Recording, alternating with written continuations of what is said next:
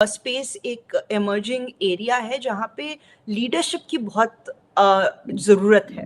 तो और इंडिया वो लीडरशिप आपने देखा होगा, चाहे वो हाइड्रोजन में हो, क्लाइमेट में, कुछ हद तक सोलर में, तो सोलर अलायंस जिसे इंडिया लीड करता है। तो इंडिया अब कुछ सालों से कई क्षेत्रों में अब अपना लीडरशिप दिखा रहा है, को स्पेस भी देते हैं लीडरशिप लेने का। एक जैसे कहते हैं ना कि इंडिया एक ग्लोबल होराइजन में अपना इम्पैक्ट डाल रहा है। Obviously that is very much important कि उसको हम पाकिस्तान में देखते हैं। मतलब जयशंकर साहब ने रशिया से वो ऑयल लेते हैं, लेकिन इतने अच्छे तरीके से डिफेंड किया, यकीन करें मैं हैरान हूं। मतलब जहांगीर खटक साहब अमेरिका से मेरे साथ कुछ 2 हफ्ते पहले मेरे साथ इसी शो में थे, और वो कह रहे थे कि हमें कोई हिंदुस्तान को कोई एकेडमी बनानी चाहिए कि हमारे लोग वहां पे पॉलिटिशियन स्पेशली जाके वहां से सर सीखे। सर क्या मतलब ऐसी कमियां हैं, मतलब एजुकेशन नहीं है या क्या वजह है कि मतलब जयशंकर साहब जैसे आदमी जाके डिफेंड करते हैं हिंदुस्तान को और अपनी बात सर मनवा के आ जाते हैं, और हम अपनी बात वहां पे मतलब पता नहीं क्या करके आ जाते हैं। उनका नंबर आ जाए। दूसरी तरफ डॉक्टर जयशंकर साहब हैं, एक प्रोफेशनल डिप्लोमेट है, और उनके जेहन में नेशनलिज्म है और अपनी लेगेसी है। अब कंपेयर कर लें दोनों चीजों को।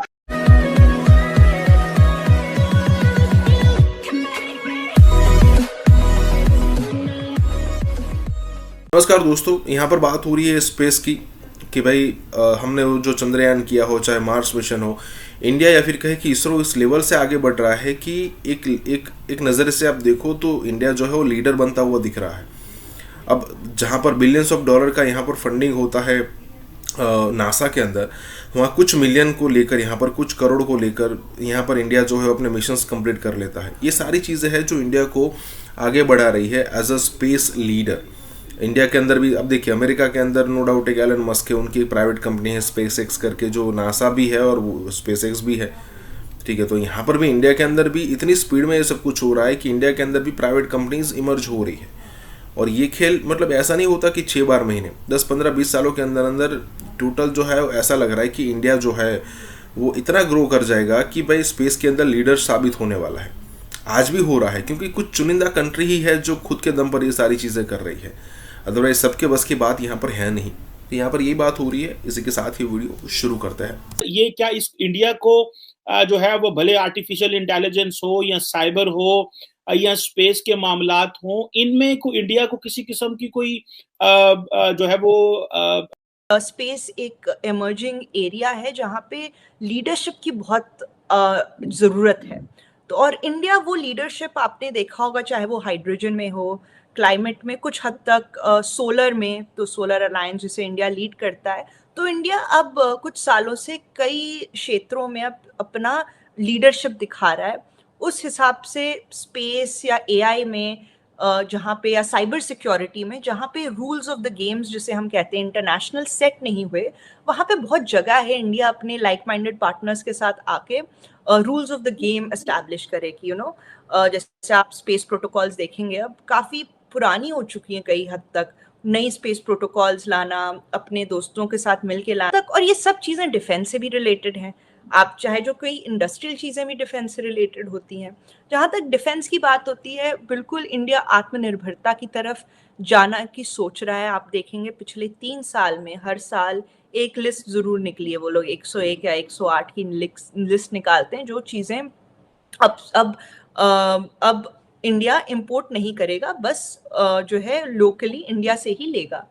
अब इसमें ये तो एक स्ट्रेटेजिक थिंकिंग है कि धीरे धीरे हम अपनी निर्भरता इंपोर्ट्स की देखते हैं। मतलब जयशंकर साहब ने रशिया से वो ऑयल लेते हैं, लेकिन इतने अच्छे तरीके से डिफेंड किया, यकीन करें मैं हैरान हूं। मतलब जहांगीर खटक साहब अमेरिका से मेरे साथ कुछ 2 हफ्ते पहले मेरे साथ इसी शो में थे, और वो कह रहे थे कि हमें कोई हिंदुस्तान को कोई एकेडमी बनानी चाहिए कि हमारे लोग वहां पे पॉलिटिशियन स्पेशली जाके वहां से सर सीखे।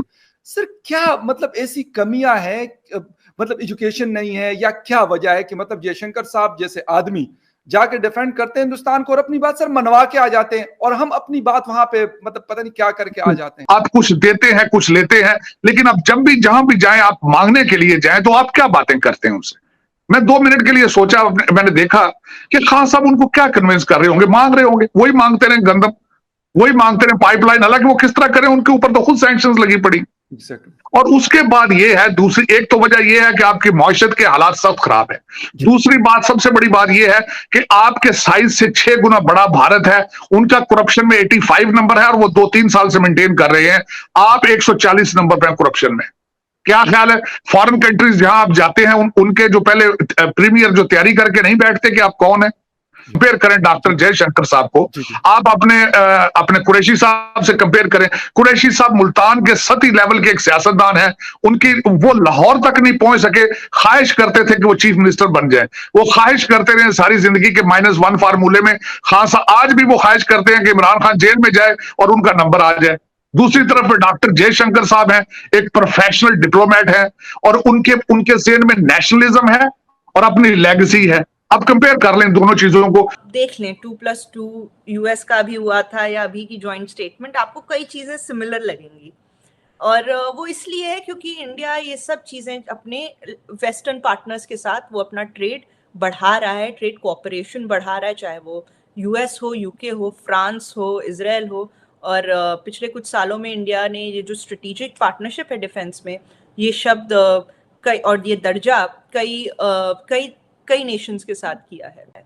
और इंपोर्ट्स भी थोड़े बहुत अब बढ़ने लगे, वो तो हमेशा ही इंडिया ज़्यादा इंपोर्ट करता था, लेकिन जो इंपोर्ट्स, 2 सिग्नल्स इन आंकड़ों से निकले। एक कि जब आपके इंपोर्ट्स फिर से बढ़ने लगे तो आपको लगा कि कोविड की रिकवरी हो रही है, अब रिकवरी के पाथ पे है, तो इसका मतलब और बूम में आप जाएंगे। दूसरी बात जो हुई वो ये हुई कि आपके एक्सपोर्ट्स इंक्रीज करना, और आपने सुना भी होगा जब से कोविड शुरू हुआ, चाहे वो पहले हाइड्रोक्लोरोक्विन की बात हो गई, फिर स्टील, अभी मैंने कल ही देखा था वर्ल्ड स्टील एसोसिएशन की रिपोर्ट में कि जहां सारे टॉप 10 स्टील प्रोड्यूसर्स में सिर्फ इंडिया है जिसने बहुत बड़ी ग्रोथ स्टील में देखी, तो इंडिया के स्टील एक्सपोर्ट्स भी बढ़े।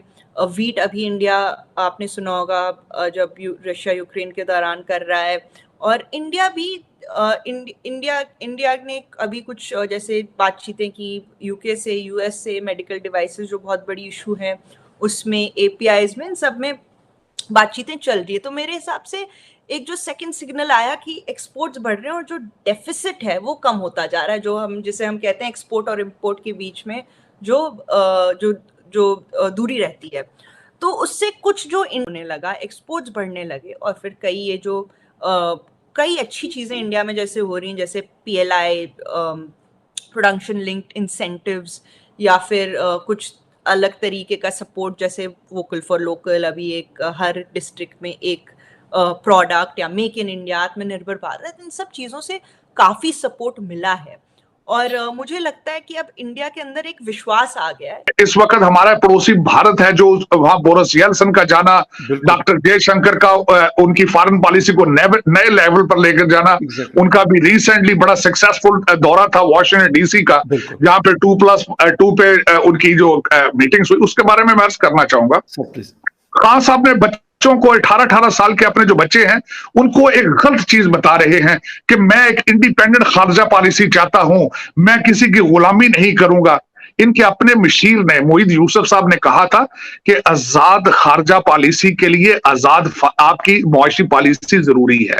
आप जब तक अपने पांव पर नहीं खड़े हो सकेंगे, आपकी फॉरेन पॉलिसी आजाद नहीं हो सकती। आप आज का हालात है, आपके फॉरेन रिजर्व सिर्फ $2 बिलियन रह चुके हैं। आपके पास चीजें एक्सपोर्ट करने के लिए सिर्फ 1 महीने के खर्चे मौजूद हैं। आप श्रीलंका से सिर्फ कुछ इंचेस के, सबसे पहले पाकिस्तान और भारत की फॉरेन पॉलिसी को, सबसे पहले तो बात हमारा वहीं से शुरू होता है कि हम 1 महीने के रिजर्व आपके पास मौजूद है। आपकी मुआशी हालात आपके बहुत बदतरीन हो चुके हैं। एक तो नंबर 1 वजह यह है। उसकी वजह आप हर कंट्री जहां जाते हैं कशकौल लेके जाते हैं, वो कस्टमर हैं, आप फकीर हैं।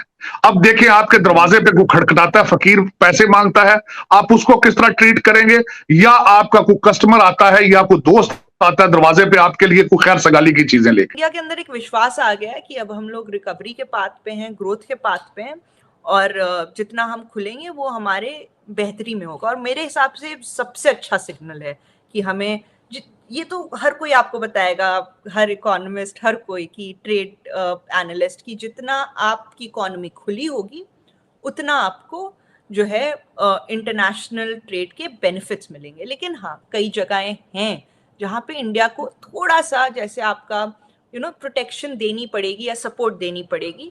तो वही आप देखेंगे जैसे डिफेंस में हो रहा है कि कुछ चीज़ें अभी सिर्फ लोकली हो रही हैं, उन्हें इम्पोर्ट नहीं करे। तो आई थिंक वो एक बैलेंस बनाते हुए इंडिया चल रहा है। लेकिन मुझे निजी तौर पे सबसे अच्छा ये लग रहा है कि इंडिया अब डर नहीं रहा और इंडिया एक खुले तौर पे FTAs परस्यू कर रहा है। जैसे मैंने कहा 11 तो साइन कर चुका था इंडिया, और अब जो है इंडिया ने UAE के साथ साइन किया और 8 और नेगोशिएशंस चल रहे हैं। और ये बहुत इंपॉर्टेंट है क्योंकि इंडिया के FTAs अभी तक Mauritius, Japan, south Korea, Asian अपने ही रीजन में रहे। अब जैसे ऑस्ट्रेलिया के साथ जब साइन होगा, अभी इंटरिम साइन हुआ है जिसे हम कहते हैं अर्ली हार्वेस्ट डील्स, तो उसमें कुछ चीज़ों में आपको लोअर टैरिफ मिलते हैं, 0 टैरिफ मिलते हैं। लेकिन जैसे ऑस्ट्रेलिया के साथ इट्स द पहली डेवलप्ड कंट्री है, या फिर UAE का कितना इम्पोर्टेंट है। UAE इंडिया का तीसरा सबसे बड़ा ट्रेड पार्टनर है, दूसरा सबसे बड़ा एक्सपोर्ट डेस्टिनेशन है, और UAE के बाद तो आपको पूरा गल्फ फिर मिल जाता है, उसके वो मार्केट आपको ओपन हो जाती है।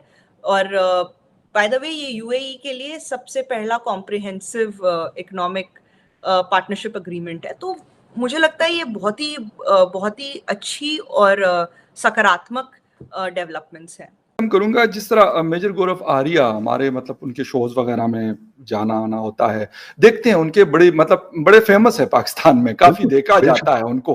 सर उनका क्लिप काफी वायरल है और हमारे जितने भी बड़े जर्नलिस्ट इंक्लूडिंग हामिद मीर साहब, अफसार आलम साहब, सारे ट्विटर पे आजकल आप भी यकीनन देख रहे होंगे। सर उन्होंने कहा था कि हम वो तबाही शायद नहीं कर सकते, बल्कि बिल्कुल नहीं कर सकते, कहते हम अफोर्ड ही नहीं कर सकते ये जो तबाही इमरान खान साहब ने कुछ दिनों में पाकिस्तान और पाकिस्तान की फौज की। सर इस पे आपका टेक चाहूंगा। इस पे मैं ये कह रहा हूं कि मैं सारी जिंदगी 5th जनरेशन वॉर के बारे में सिर्फ सुनता रहा। आज मैं अपनी आंखों से देख रहा हूं कि 5th जनरेशन वॉर क्या होती है। आप किस तरीके से एक डेवलपिंग कंट्री उस पे इस तरह के खतरनाक कार्ड खेलते हैं, और लोगों को मैंने जिस तरह बताया है कि इस वक्त जो भी चूरन वो बेचना चाहते हैं वो बिक रहा है और इंतहाई खतरनाक है। पाकिस्तान को अंदर से खोखला कर रहे हैं। और यहां पे मैं एक और जावेद चौधरी साहब के आर्टिकल की बात करूंगा। उन्होंने अगले दिन आर्टिकल लिखा था कि अगर PTI को जल्द ना रोका गया तो पाकिस्तान नाउज बिल्ला टुकड़े हो सकते हैं इसके। और वाकई जिस तरीके से नफरतें, कदूरतें और रमजान के एक बाबरकत महीने के अंदर इतनी नफरतें इन्होंने फैला